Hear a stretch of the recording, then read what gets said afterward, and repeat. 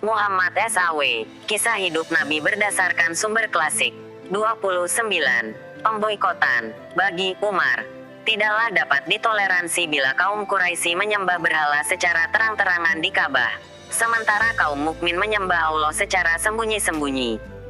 Maka, ia biasa salat di depan Ka'bah dan mengajak muslim yang lain untuk salat bersamanya.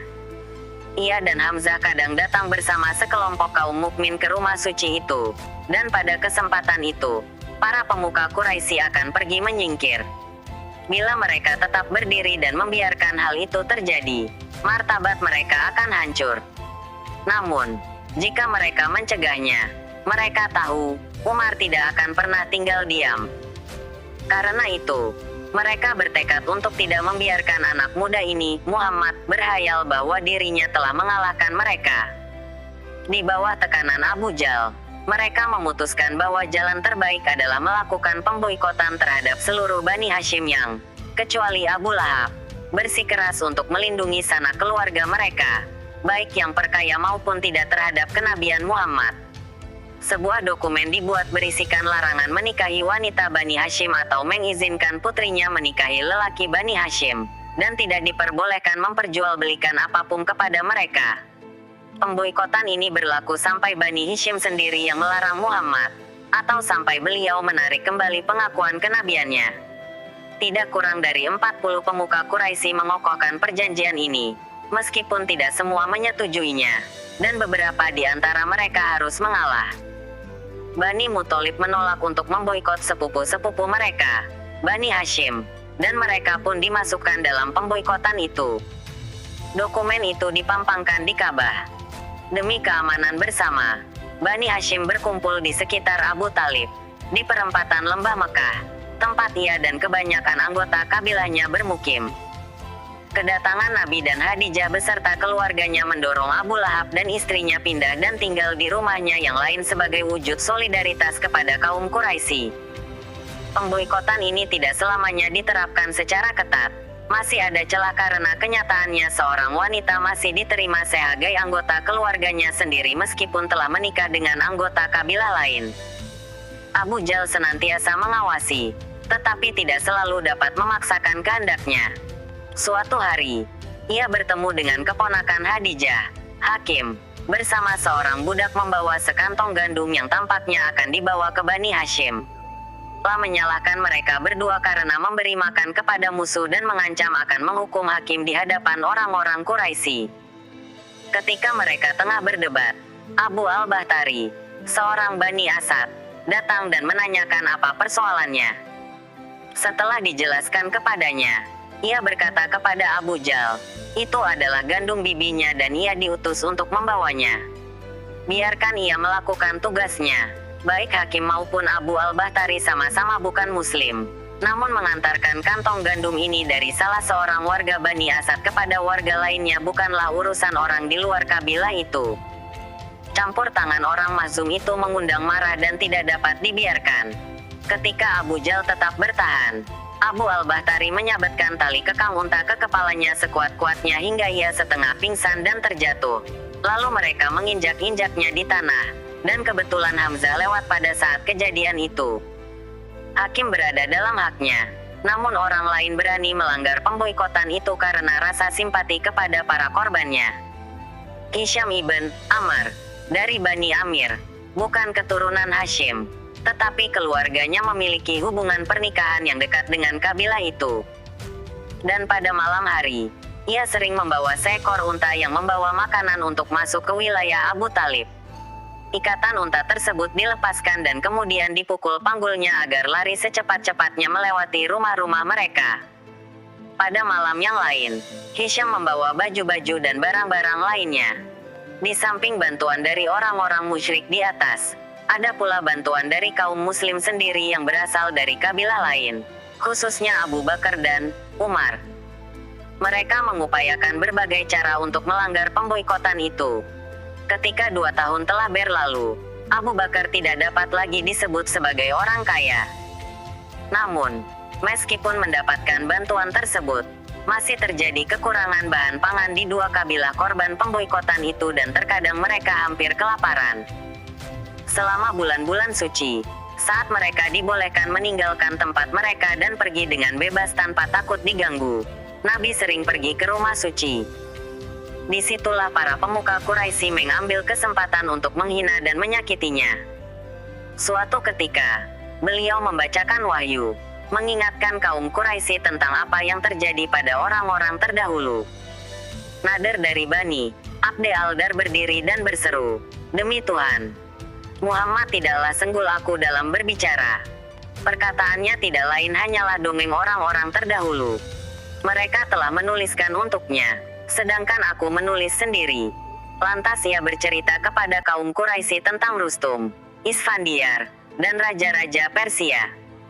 Berkaitan dengan peristiwa ini, diturunkan satu ayat yang menyatakan tentang hati sebagai fakultas yang memungkinkan manusia dapat melihat realitas supernatural. Mata hati, meskipun tertutup bagi orang hina, dapat menangkap cahaya dan itulah yang disebut iman.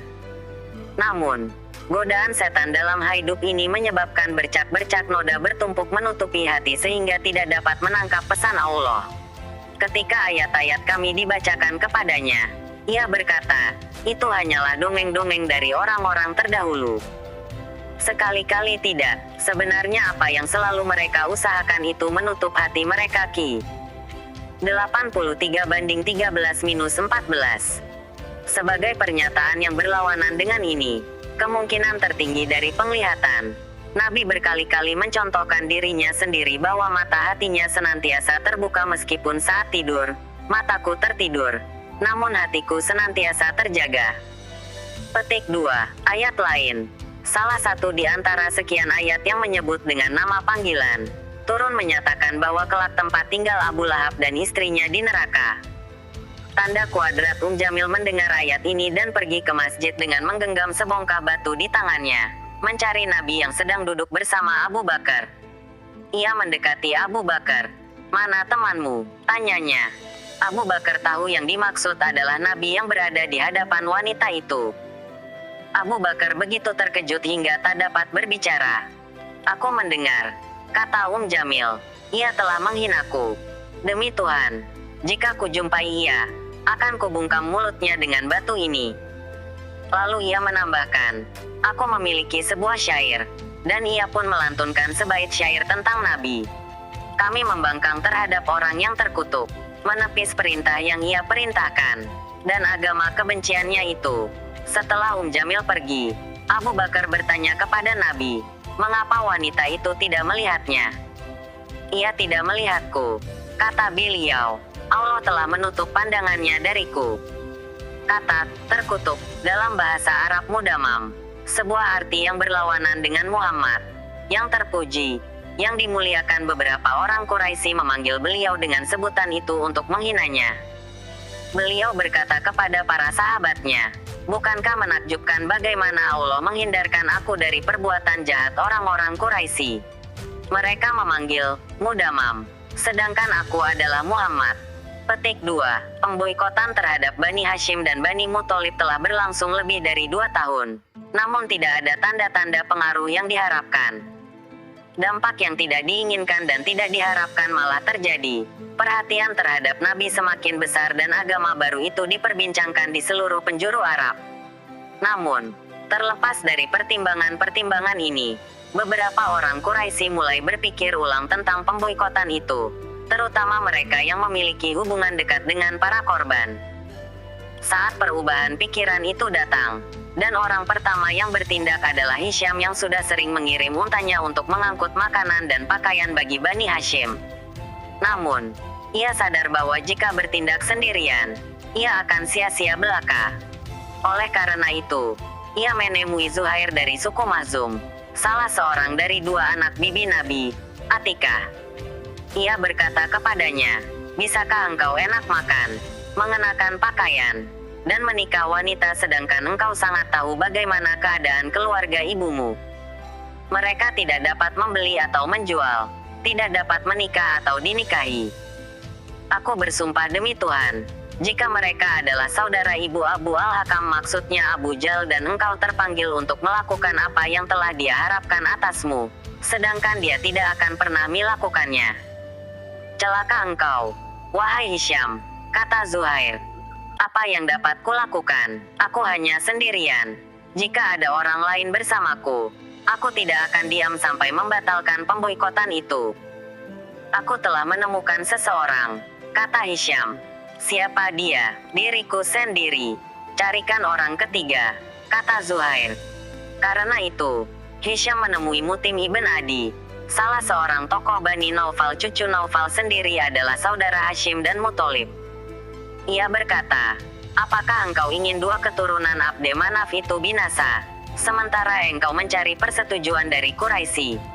Demi Tuhan, jika engkau membiarkan mereka melakukan hal ini, maka mereka pun akan melakukan hal yang sama kepadamu. Mutim meminta orang keempat. Karena itu, Hisham pergi menjumpai Abu al-Bahtari dari suku Asad, orang yang telah menyerang Abu Jal karena peristiwa kantong gandum Hadijah itu.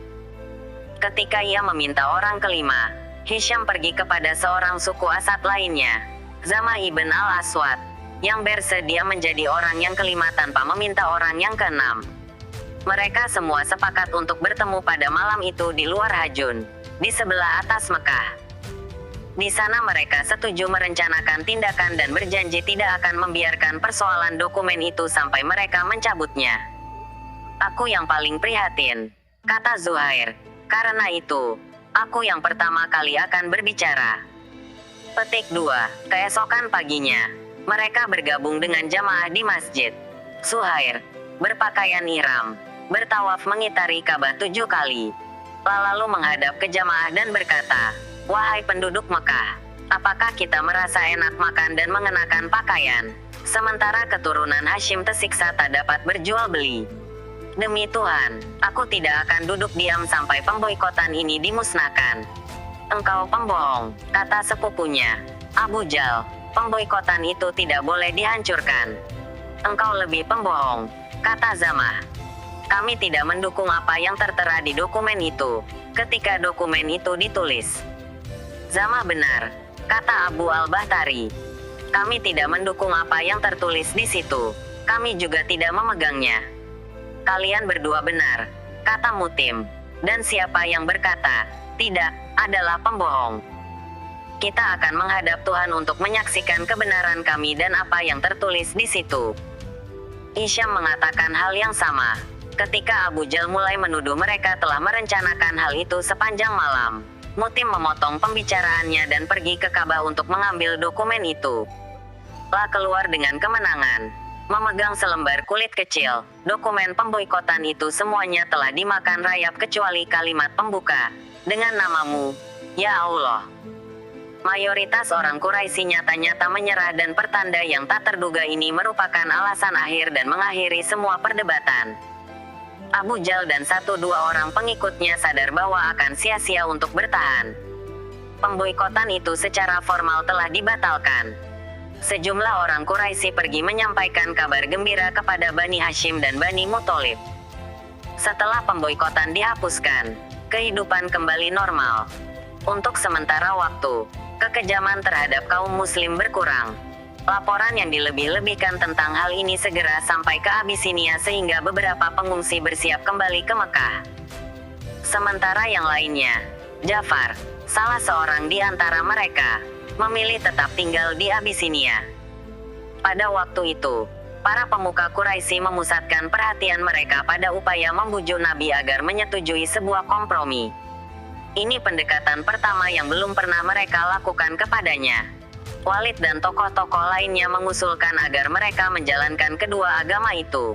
Nabi terbebas dari kesulitan merumuskan penolakannya dengan jawaban seketika yang turun langsung dari langit, dalam sebuah surah yang terdiri dari 6 ayat.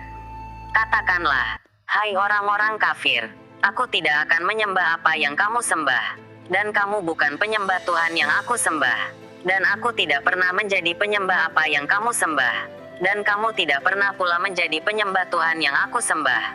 Bagimu agamamu, dan bagiku agamaku. Ki 109:1-6. Akibatnya, kemauan baik yang sebentar itu hilang sama sekali, bersamaan dengan sampainya para pengungsi yang kembali di perbatasan Tanah Suci. Selain Ja'far dan Ubaidillah ibn Jasi, semua sepupu Nabi kembali. Utsman dan Ruqayyah juga datang beserta mereka. Orang Abd al-Syams yang kembali bersama Utsman adalah Abu Huzaifah. Telah dapat meminta perlindungan dari ayahnya, Utbah.